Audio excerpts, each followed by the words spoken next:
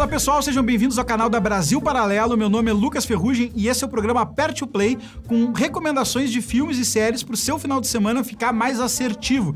Ele vai ao ar toda sexta-feira às 17 horas aqui na Brasil Paralelo e eu espero você.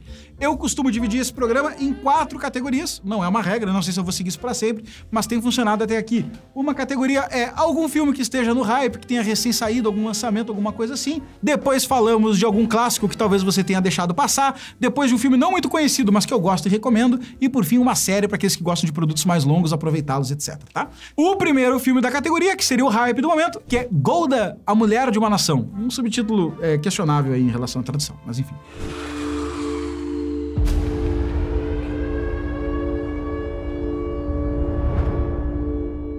Esse filme conta a história de Golda Meir, a 4ª primeira-ministra do Estado recém-formado de Israel, do período de 1969 a 1974 ela fica no poder. E isso é muito importante por quê? Porque além dela ser uma espécie de cofundadora do Estado de Israel, do ponto de vista político, burocrático, obviamente, esse período de 69 a 74, para quem não sabe, é o período da Guerra do Yom Kippur e também o período que vai ensejar e criar e gestar e parir a crise do petróleo.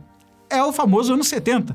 E eu acho que muita gente, a gente já meio que sabe esses termos, digamos assim, né? A gente vê no colégio ou nos jornais e tal, a Guerra do Yom Kippur, crise do petróleo, Estado de Israel, a soberania do Estado de Israel, guerra com a Palestina e tal, mas é sempre muito abstrato. Eu acho que esse filme é uma excelente porta de entrada poética para vivermos essa situação.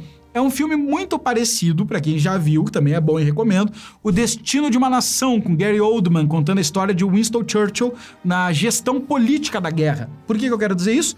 Porque ele mostra a ministra, ele tem os olhos da ministra como antena para a gente captar as sensações daquele Estado soberano recém-constituído em 1949 de Israel no meio do Oriente Médio, cercado por adversários e precisando do apoio de países mais fortes, como Estados Unidos da América, para poder sobreviver, senão capitularia perante os adversários árabes. Então, o Estado soberano de Israel precisa desse apoio e recebe um ataque justamente no feriado de Yom Kippur, que é um feriado judaico, dos estados adversários. E ela vai pedir ajuda para Henry Kissinger, que inclusive é judeu e tem uma frase muito divertida nesse filme. Remember that I am first an American, second I am Secretary of State, and third I am a Jew. You forget that in Israel we read from right to left. Basicamente, assim, ó, ficou conhecido nessa época como o mentor da América, porque ele que definia a política de empréstimo, a geopolítica internacional. Então, Henry Kissinger foi um cara muito importante. Alguns dizem até que ele foi mais importante que o presidente em alguns momentos da história americana, tá? Foi o cara que entupiu os bolsos da China de dinheirinhos. Acreditando que ela se tornaria mais liberal. Estava certo? Deixe nos comentários. E esse filme vai ter atenção política, então não é um filme de guerra, tá? É um filme de política, é um filme de negociação.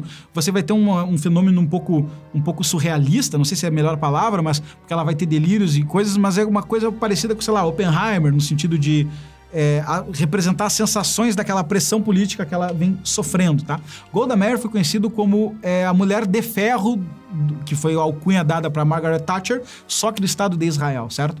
Então é uma história muito boa, muito importante para nós em relação à crise do petróleo, briga de Israel, soberania de Israel, treta com a Palestina e com as Arábias, apoio de Henry Kissinger, intervenção americana, crise do petróleo. Tem muita coisa importante que acontece no século XX, impacta a nossa vida até hoje, que acontece nesse momento histórico, e eu acho que nós não somos tão habituados a frequentá-lo e estudá-lo. E eu acho que esse filme é uma excelente oportunidade de, através de uma história real e de uma bela representação artística, entrar nesse mundo e ter contato com essa realidade.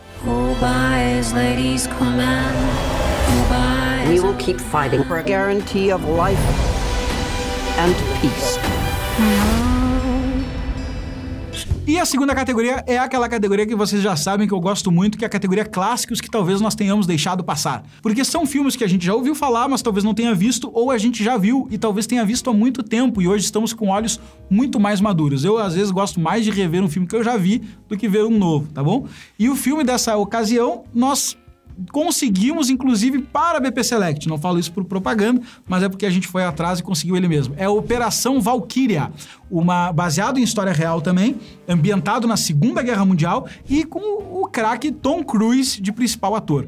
We have to show the world that not all of us were like him. O Tom Cruise faz o papel de Klaus von Stauffenberg. O Stauffenberg, ele foi um personagem verdadeiro, tá? Ele foi uma pessoa que existiu.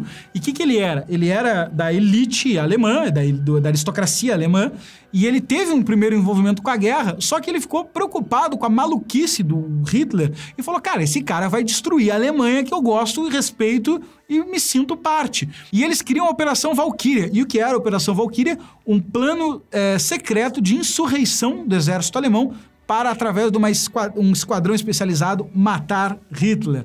Um pouco disso é usado de inspiração também no filme aquele do Tarantino, Bastardos Inglórios, só que no caso deles é um esquadrão americano que quer matar Hitler. Mas a inspiração é a Operação Valkyria.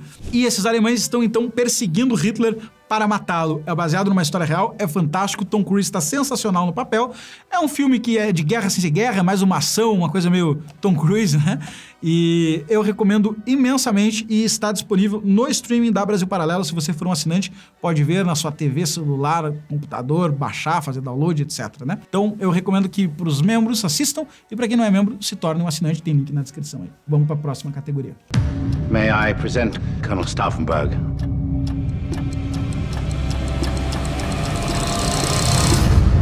A terceira categoria é daquele filme que não é muito conhecido, mas eu assisti e gostei muito. Então eu escolhi para essa semana um filme chamado L'Amour, do Michael Haneke. E que filme é esse? Esse é um filme que conta basicamente a história de um casal idoso que a esposa está com uma doença muito séria de degeneração cerebral. E alguns dilemas morais vão ser postos para esse casal idoso, né? E a gente vai ter que acompanhar aquela vida muito difícil, porque é exatamente o dilema daquela civilização. O Michael Haneke é um diretor austríaco, né? Então isso já pauta um pouco o tipo de dilema que ele vive. E a Áustria é um dos maiores IDHs do mundo, uma das maiores seguranças do mundo, aquela coisa toda que a gente já suspeita de sempre, né? Então, o que ele vai retratar? Ele vai retratar uma vida que foi boa, que teve bons filhos, que foi tudo certo, que tá velha, que tá unida, que tá bem casado, só que um tem que ver o outro morrer, um tem que ver a degeneração cerebral do outro perante uma doença muito grave. É um filme muito profundo, muito triste. Eu recomendo que você assista para se sensibilizar e para pensar sobre a vida e para fazer uma meditação sobre a morte. Eu achei muito profundo e, no fim, ele tem um dilema moral extremamente difícil. Se você assistiu, eu quero que você deixe nos comentários o que você acha da solução moral que é apresentada no filme, tá bom?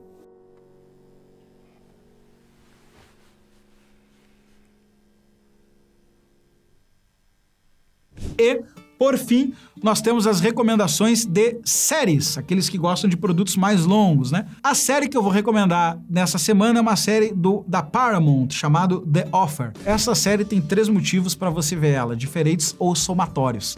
Os motivos são os seguintes. Essa série é uma história real da própria Paramount nos bastidores do Poderoso Chefão.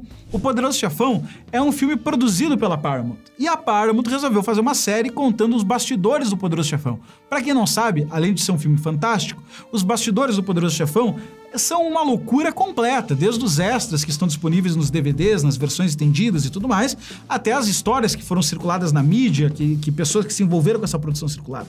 E a própria Paramount, então, decidiu encampar isso e não fazer um documentário, mas uma série ficcional contando a história. Cara, ficou sensacional. Então, primeiro, a série é maravilhosa pra qualquer um. Segundo, pra quem gosta de Poderoso Chefão, é um prato cheio. Vocês vão ter oportunidades de ver representações icônicas, como o personagem inspirado no Frank Sinatra brabo por estarem falando que ele tá envolvido com a máfia, a própria relação da máfia com o filme, que é uma coisa que muita gente não sabe, mas está nos bastidores da produção, uma negociação com a máfia para autorizar que o filme fosse lançado. Como foi conhecer o Marlon Brando, a escolha do Coppola, a escolha do Al Pacino como jovem ator que não era muito benquisto pela produtora, que queria um casting de peso, que vendesse no pôster, né? E você vai ver tudo isso sintetizado ali em The Offer, numa série muito dinâmica, muito divertida, com uma linguagem bem veloz de montagem, que eu acho que agrada a todos, certo? E é meio family friendly, embora o tema seja um pouco complexo para todas as idades, né?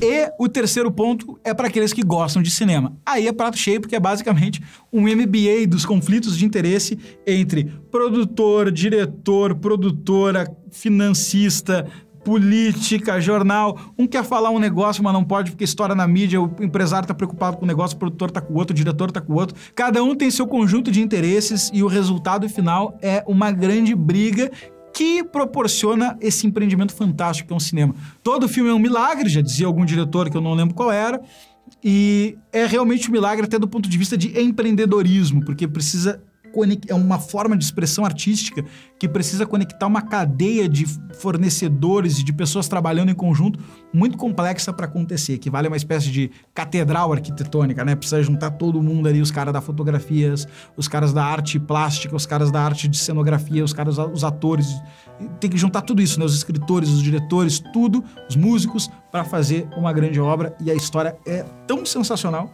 quanto o próprio Poderoso Chefão. Então eu recomendo The Offer.